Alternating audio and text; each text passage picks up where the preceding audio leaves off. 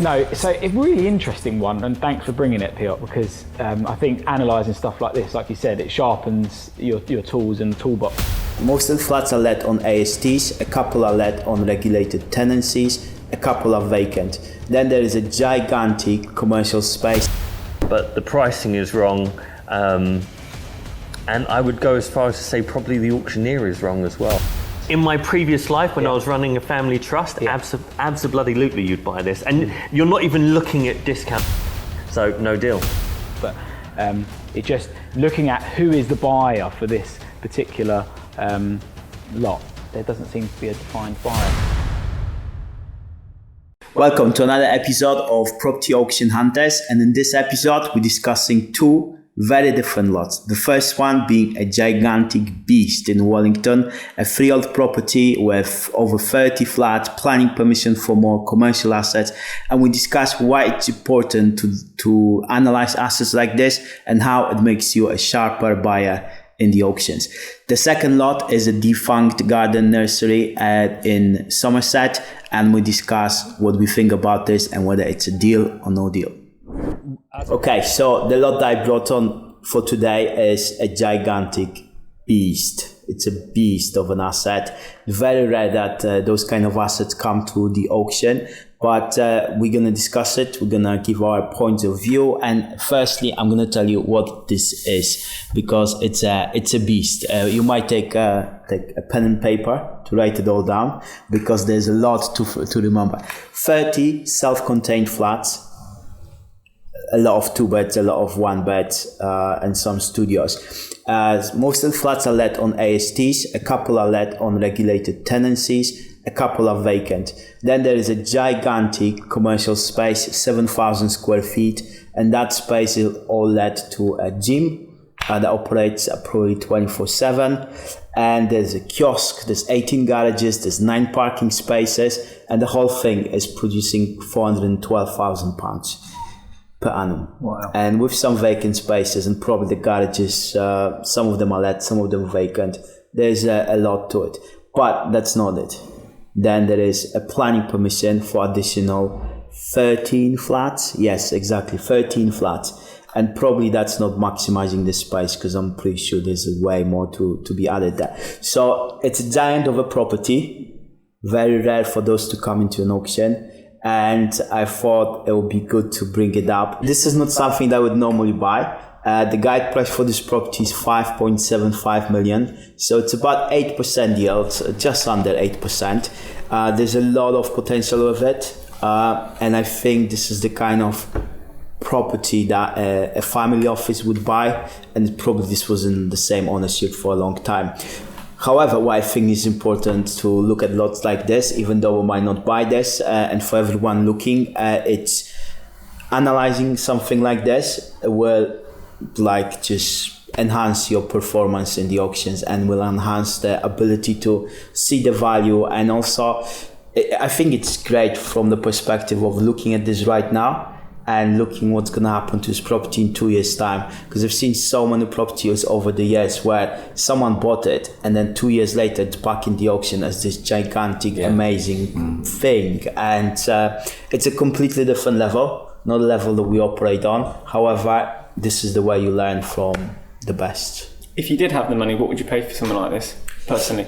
I think I would want 6.5% yield on something like that. That's pretty much guaranteed. You're gonna get some good money from registered rents, like when those flats became vacant. I think there's a lot of value to be added with the development and stuff, even further beyond what's currently there. So yeah, I think I would go to something like 6.5, 7 million easily. And do you think it will sell for that as well, or? I think this will sell for about 8 million. Okay, interesting. I mean, I think I do agree with you. I think it suits a family office. I don't think it suits a fund. It's too small for a fund. And also funds are usually quite specific as to commercial or resi. And this has obviously got development as well. So it's just not enough for a fund to be able to buy it with all of that criteria. So I do think it will suit a family office. And I think when you get to a level of, if you are managing 50 million quid, you've got to think, where can you put your money? You can't be going up and buying terrace houses. You've got to be buying assets like this You get economies of scale on the management. You've got some future potential value there as well. I like it. I actually think if you've got a problem where you've got £50 million to deploy, this is a good kind of asset that you'd want to basically take on as a family office. The one thing that I would say as well, just kind of looking at it, is I'd want to establish where the market rent is versus what rents you're currently getting in. Because I think the whole point of this, the value of this asset is based on income, and the future value is going to be based on income. So in order to value it properly, I'd want to understand where the rents are versus market rents. And I also want to understand the regulated tenancies. What's the actual clauses of the regulation? Is it when the tenant dies? Is it a certain point? Is there any rent increase clauses in that as well? Because I think there's going to be some value to come off those regulated tenancies, in my opinion. I do like the fact that it's one big lump leased out to a gym as well in terms of the kind of commercial space, because I feel like in the future, if anything happened to that gym, there's going to be even more value where you can split those shops up and obviously get much higher income from them as well. So as a whole asset, I think these are very rare and I think they will sell very well. Barnett Ross is perfectly placed for an asset like this. Yeah. I actually think around 7.5 mil, that's what I would pay for it personally, and that's what I think it will probably sell for, around about £7.5 million. Amazing. Ollie, completely not your bag, I know. What Safe said. You have hit the most relevant points, of course, is the gym tenant. Is the rent they're paying fair rent? Is there potential for uplift there? How long's left on their lease? Is there a substantial uplift potential in moving that tenant on and re-letting that part of the business out to multiple tenants? Again, the regulated tenancies, you've hit on that point. As an ex-auctioneer, what I do like about that is the uniqueness and the rarity of that type of asset coming to the market. You can have all the best formulas and yield calculators in place, all theoretical on paper. Yes, it stacks up at this, but at the end of the day, if you're in the market to buy that, it's not like you can wait for the next one to come up next month, so you may end up having to pay a premium. If there's 2 or 3 bidders out there for something like this, I can see that selling 8 to 10 million. Put a figure on it, I'll say 9. Because again, if you've got the cash to deploy, where else at the moment can you buy an asset like that? We're still in a cautious marketplace. People are still protective over the money. I like it. It's got good uplift potential. It's got good future potential, good development potential. As Piotr said, the planning is probably not to the best of the potential that's there.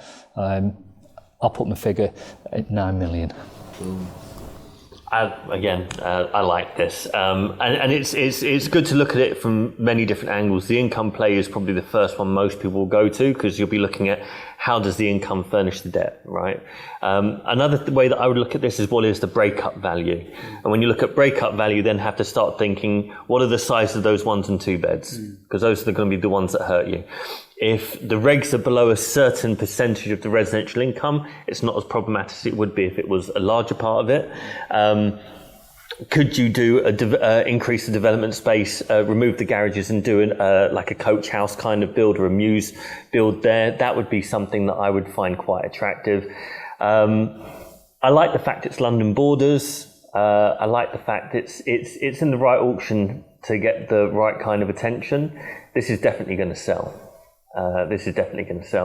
But yeah, I would be more interested to see what the breakup value is now, and the breakup value once the 13 flats have been built out, plus any other kind of development potential you can take from any of the underutilised areas on the site. I think February is going to be a pretty good month for auctions. January has already started to pick up and heat up. It's looking good. It's looking interesting. There seems to be some positivity back in the market. I'm not as gung-ho as Oliver at 9. I think it's a solid shout. I think someone could go to that level. I think this has got 8.25 million written all over it. Interesting. Clean sweep. Cool. Can you imagine analysing the legal pack on something like this? It's probably got 400. I think the legal cost would be like 30 grand. Yeah. Well, not purchase it, and I'm sure we can slip Jay 20 quid and go through it for us. No, so a really interesting one, and thanks for bringing it, Piotr, because I think analysing stuff like this, like you said, it sharpens your tools in the toolbox and gets you thinking. So much to consider though, isn't there? I think doing a little bit quick looking at it, I think the shop's underlet. So it's roughly 700, is it 700 square metres? 7,000 square feet, yes. 7,000, it's let for 60 odd grand, isn't it? 55, yeah. That seems massively underlet to me. Maybe they've got like 10 shops of perhaps they've 700 square tried feet. to get this tenant into, big space and they just want to get it let and get it going. Break-up value, it's a tricky one, isn't it? Because you are above shops, and how much saleability is there if you bring 38 flats to the market? I mean, slowly, maybe, yeah. I don't like the airspace development. Obviously, I do some stuff in construction. I think they're a complete ball ache. Even if you're craning in timber frame structures and what's the existing structure like, I think that's a hope value element that there. And perhaps someone will go and build that out and add the additional 13 flats. So there's some value there. Garages are also connected to another block of garages. So you're not getting all of them. So there's a bit of stuff there. Anyway, I'm sounding really negative. I think it will sell. I think there's market for it. I think there will be competition for it. I think it's placed in the right auction, but I'm just not as bullish as you lot. I think people at this level will want a significant enough discount to take something like this on and then start to asset manage it and push all the rents up and re-gear the lease on the ground floor when the next rent review perhaps is. Not sure whether they'll do the development. Maybe they will. I think this will sell just over guide. 6 million, something like that. The contrarian is back. I'm going to be honest with you. I'm surprised he didn't say it wasn't going to go. The type of buyer here, these guys do not think about discount on point of purchase. The type of people that are buying this, family office style, this is a 50-year timeline. Generational. This is what is my return over. Would you buy this? If you had the money, would you buy this? In my previous life, when I was running a family trust, absolutely you'd buy this. And you're not even looking at discount. You're not looking at pound per square foot. You're looking at deploying the funds. Future value is easily 11 to 12 mil once it's all optimised on that. But the time scale to get that money, do you not think there's better things to do with your money? No, it's actually very difficult to deploy a big chunk of money like this. And if you buy if you've got 6 million and you're watching this video, if you lend it to us, we'll be very happy to deploy that. People who buy something like this have massive deployment costs at anything below 5 million. Yeah. So minimum, this is going for 5 million plus. It then comes down to feasibility on build out, what else they can do to enhance the value of the site, and what their projection of value is over a period of time. And these guys, like Oliver said, it's multi-generational. Yeah. This is coming from a multi-generational wealth situation. This probably hasn't been on the market for 50 plus years, right? And when it's sold, that will be its future for the next 50 plus years. And just remember that the rarity of it carries the premium, as Oliver said as well. It's like when it's like buying a painting. It's like when a HMO has planning, for example, in an Article 4 area or whatever, so its reality is you're not going to be able to replicate this exact same asset class, and trying to deploy that money is very, very difficult. So this is a kind of asset you can easily deploy it on. So yeah. Well, let us know what you think. This is a big asset. Would you buy something like that? Do you know someone who buys something like that? Let us know in the comments and we'll see. Okay, brilliant. So this one is a very different type of opportunity. It's former garden nursery. So it was used for gardening kind of business, and it includes a bungalow with an annex, and it's a very kind of rare kind of building based on a very big plot of land, 2.02 acres, and basically this property is overgrown. It's pretty much abandoned, like it's vacant, and it's guided at 300 to 350,000. And there's a couple of other things to be considered with it. It is vacant. It is big. It's the actual size of the property is something gigantic, like 300 square meters over the 3 buildings on 2 acres. And basically, there's subsidence on one of the buildings as well. So there's a lot of issues. Plus, it's vacant. Plus, it's commercial. And I still think it's got value to someone. about something, and I wanted to bring it up to discuss it and basically see what your opinion is on what is possible with it, how someone could utilize it. It's Littleton, it's Somerset, it's close to Glastonbury, it's quite a holiday location, and I'm thinking maybe this could be utilized for some sort of holiday destination, into like, I don't know, caravan park. There's some caravan parks nearby, something like this. I mean, it's very difficult to come up with a plan without knowing the local area that well. But what are your thoughts, guys? Well, first of all, what do you think it's going to sell for? That's a good question. I think this is not selling. This is too expensive. It's even though it's 2 acres of land, it is actually a liability. I mean, someone maybe growing weed could buy this, and then they already have the facilities. Stole my thunder. I was about to say, if they legalise the growing of marijuana, this will sell well. So Cooper and Tanner are clearly a small auctioneer. I've never heard of them, to be honest with you.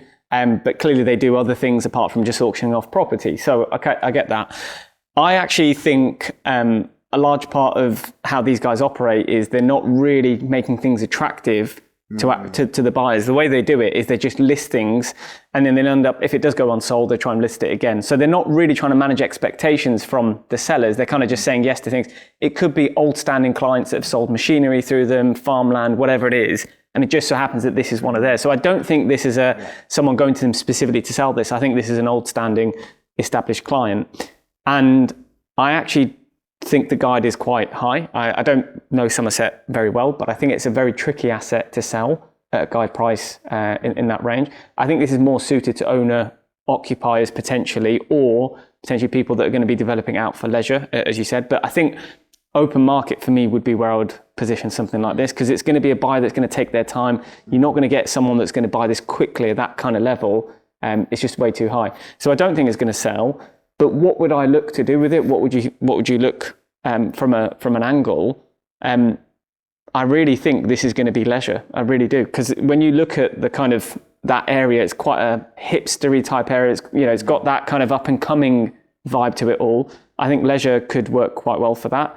I think price per acre is quite high at that level. I think you'd be more comfortable with a 75 grand per acre price, around 150 grand. I'll probably pay for that. So I think 300, 350 is just way too high, personally. Oliver? Interesting. What we don't know, of course, is has it been up for sale beforehand? It could have been extensively marketed. We don't know, do we? It could be fresh. The first thing I would be checking is to see if there are any agricultural restrictions or ties to it. It's quite likely that there is, quite possible that the bungalow is somehow tied to the use of the land, all that sort of stuff. So it's really important to check that before you go in for any sort of planning or change of use.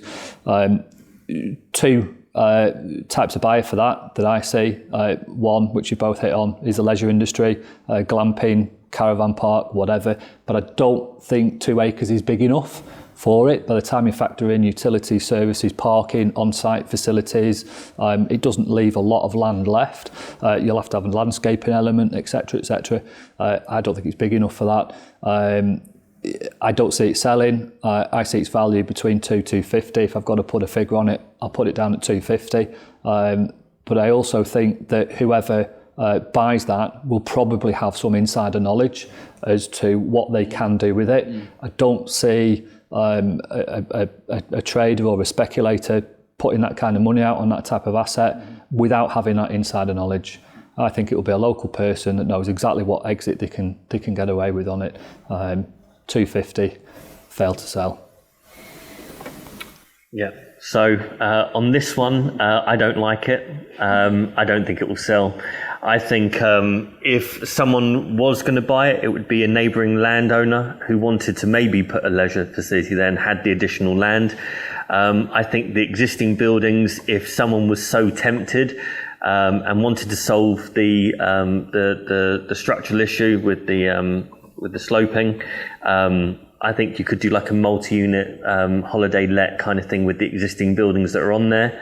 It's close enough to Glastonbury. It's in that close to that area of natural beauty, all that kind of stuff. But the pricing is wrong. And I would go as far as to say probably the auctioneer is wrong as well. I think they're better at vanilla houses, flats in the area. They're better at stuff like this. Or the other side is Barnes agricultural building, where it's far clearer what you can do. It's not really very clear what you can do with this. This is, it looks like a pretty building, but not much to go on. So it's a no from me, and I think it's probably a no from the rest of the market. I wouldn't even know what to put a value on it for, because I've got no interest in it. So no deal. So I'm not going to be controversial this time. And I think it's going to sell. I'm going to agree with you all. I don't think this will sell. I think it's overpriced.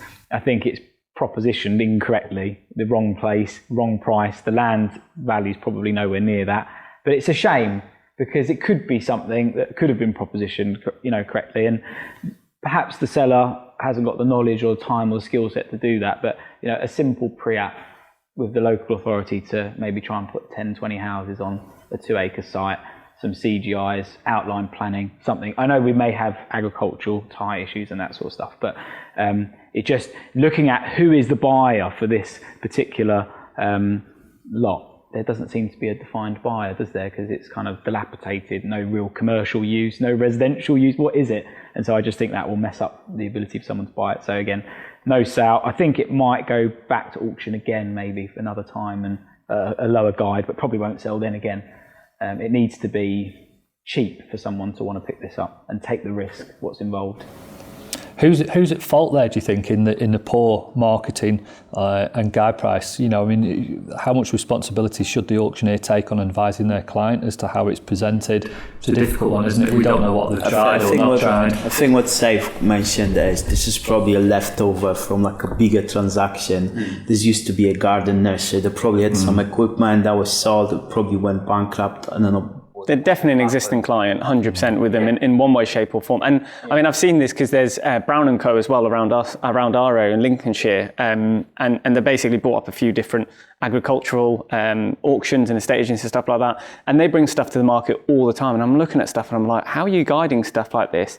And a lot of it is just, it fails to sell, they put it in because the existing clients will not go to another auctioneer. So they're not looking to try and obviously find the right auctioneer for it. They're just looking to maintain the relationships that they've got. So they're taking the instruction from the client at whatever price they want to put it in. Yeah. And balance that off on the other side is even a RICS valuer is going to struggle to figure out what the exact pricing for this is. So it's lick the finger, stick it in the air, which way the wind blows is the direction that you go in. So, if this was in Barnett Ross, for instance, it would have gone in at 500 and it would have dropped 50 grand every month for the next 10 years until it found its value. I've got nothing against Barnett Ross, but it's only because that's how they run their sale. There's very much get the instruction. It's an agency-backed auctioneer, and there's nothing wrong with that. But if it looks a little bit expensive, you just wait a month. It's going back into the room again, and there's a nice certainty of knowing that that's going to happen. But I think it was against the odds on them. In their defence, everything I've given them in their last auction has sold. Not been protected. So very clearly we think that this is no deal, but let us know in the comments what you think. Would you buy this? Would you not buy this? Tell us in the comments, and see you in the next episode.